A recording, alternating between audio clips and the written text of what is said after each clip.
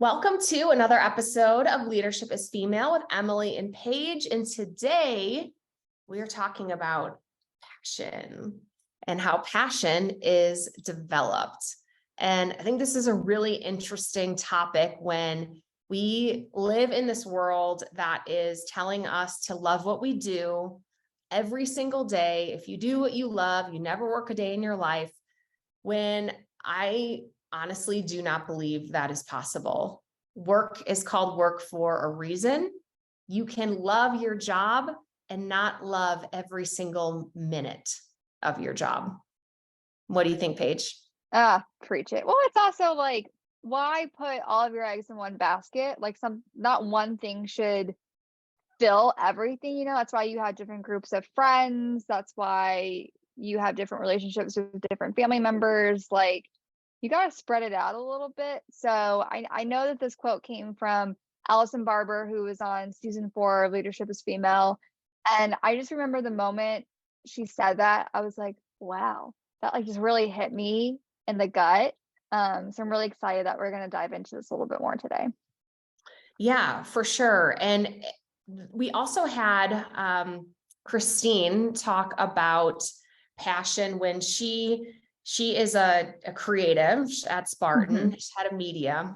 And she said that there have been such ebbs and flows in the different projects that she works on. And sometimes she's springing out of bed in the morning because she's so excited to finish a project, and others, she's simply not excited about it at all.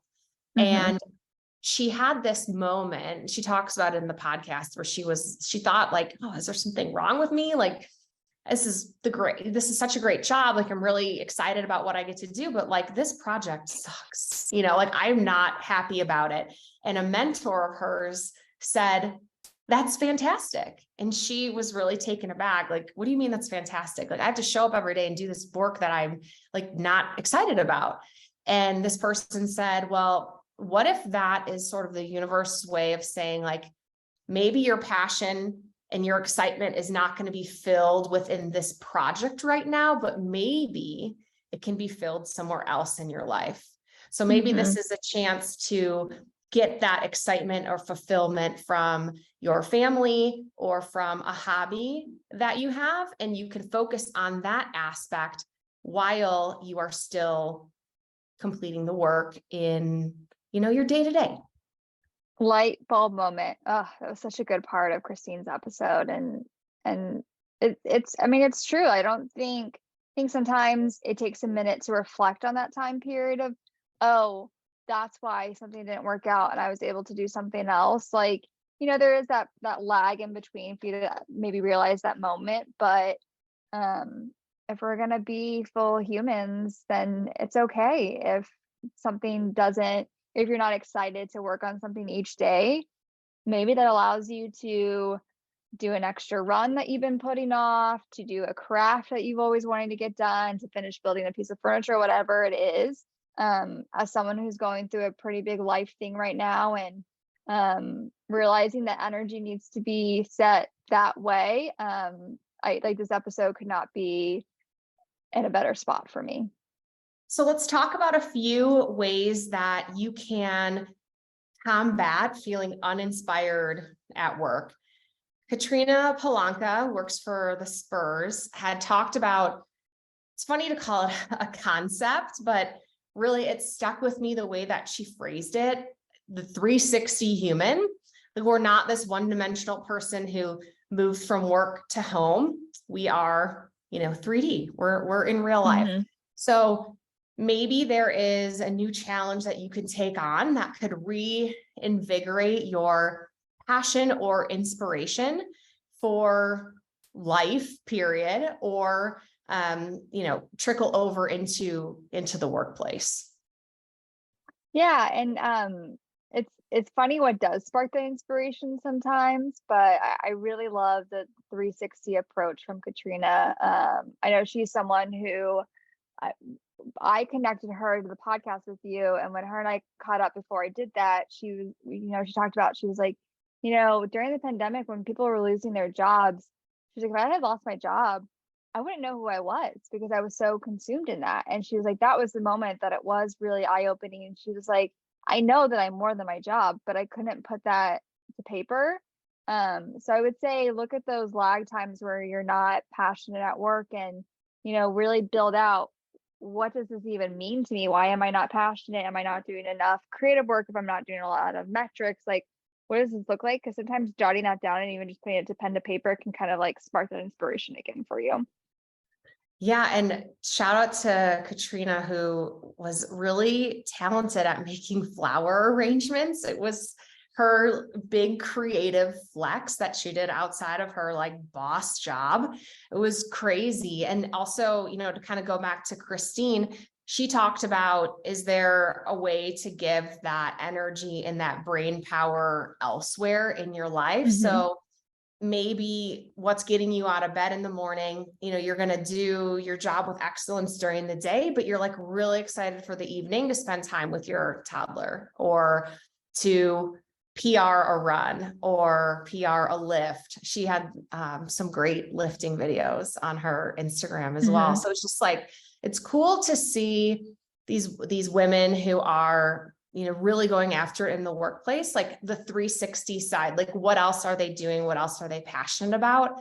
And also inspiring that you don't have to spend all your non-working hours thinking about working or thinking about how to get better at your job. Yeah, and think about ways to document that, right? Like you talked about Katrina posting the Instagram videos of her incredible flower arrangements or Christine's lifting. Sometimes it's kind of that accountability part in a way, right? Like I think I talked about during the goal setting episode, I really want to learn how to correctly cook different types of meats in different ways. I kid you not, one of the best performing Instagram stories I've ever had was grilling onions. And now I'm like so inspired to like perfect that because people loved it so much. And like cooking has now become this like extra passion for me. And it's not so much I like have to cook dinner at night. It's like this me time where I get to cook, I get to share that time with my partner. So those little moments can also spark inspiration. Yeah, well, and I was also thinking about this topic when I was brainstorming some notes for this conversation about passion and how it's something that is developed, right? Like over time, the more time you're working on a job or for an organization, the more ingrained in the success of that business, your success in that position, the more that grows, like the more your passion grows about that job. So I think this could also be applied to sometimes when you get a role, it might not be perfect. And you have to find ways to stay inspired, to show up every day because you do believe that you want to work for that company, or you do believe that there's a path to a future with that organization. Like stay true to that and understand that your passion for the role could be developed over time. And I think that's where this like extra support of your whole life really comes into play to fuel you to keep showing up day after day if what you're doing isn't exactly perfect for you right now. And this brought me to the idea that things happen for you, not to you.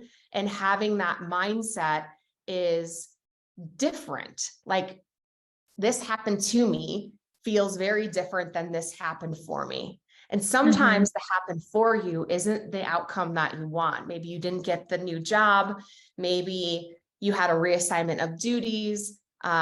Maybe a new opportunity was presented. Like that's in the positive column. Like, oh, I hadn't thought about that, but maybe that's something that I could pursue. All of those things are happening for you because if the bad news didn't come, you didn't get to the good news in the future. So thinking about that mindset around your passion developing is it might take a little bit of time, but if you think about each of those footsteps as for you, then you know that you're like headed in the right direction and it's all going to work out in the end. Yeah, it's embracing the challenge almost because I exhibit A here is I never wanted to do a position in partnerships. Like that was the dark side. That was the determinant that you just like, you got an email from partnerships and you're like, ugh, my whole day is gone, you know? And during the pandemic, my employer during that time said, we're cutting events. We want to keep you, but you're not doing events anymore. We're transitioning you into this position if you want to stay with the company. And, at first I didn't like it. I was really grumpy about it. And then as I really embraced it and learned, I was like, oh, wait, this is actually really cool. I do like being client facing. You know what? I can be in a revenue generating role. I can push myself to these limits. So I will definitely say don't shy away from the challenge of it. Or if you have a difficult client, like why are they being difficult? Because sometimes like 8 out of 10 times it's they're really not being difficult. They're voicing something that maybe your company hasn't wanted to hear in a little bit. So kind of, embracing those moments. And I love the reframing of the for you, not to you.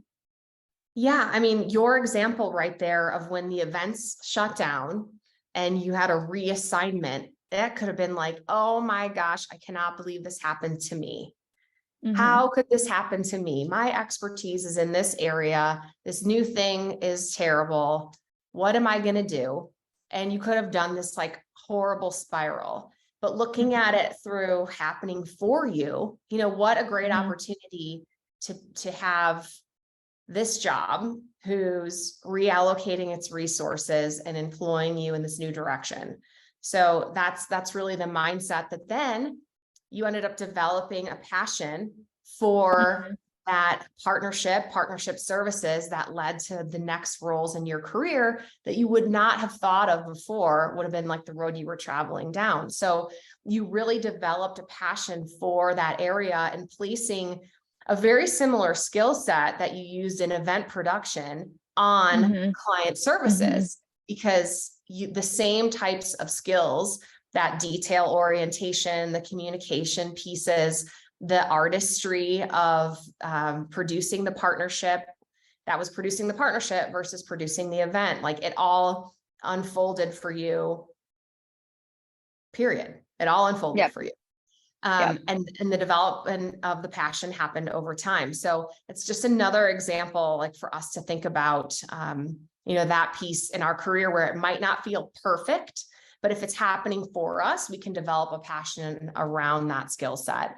And the last piece that I wanted to talk about in this episode was just a little bit about perspective, right? Like when you were a kid, people asked, what do you want to do when you grow up? Could be a myriad of different things: firefighter, policewoman, writer, artist. Chances are, like, if you did nail it, if you are doing the job that you wanted to do when you were a kid, your day-to-day is probably like not at all what you envisioned when you were a child, right? Like a kid envisioning they want to be a policeman does not include filling out paperwork, right? Like being someone who is the CEO of a company, like probably when you were a child did not involve having like super uncomfortable conversations or late night board meetings or answering emails till the crack of dawn, 100-hour work weeks. Like that might have not been on the docket. But what the question is like, there's a lot of tasks and there's things that you have to do in your role that might not be perfect, but the overall passion for your work is there. So even though there's things that feel like you have to do them versus get to do them, the overarching of your role and the day and I shouldn't even say the day to day, like the year to year is something that you are pleased with and passionate about. Yeah. Listen, as someone who desperately wanted to be Miss America and follows a lot of Miss America, the job isn't always what it seems going to be. So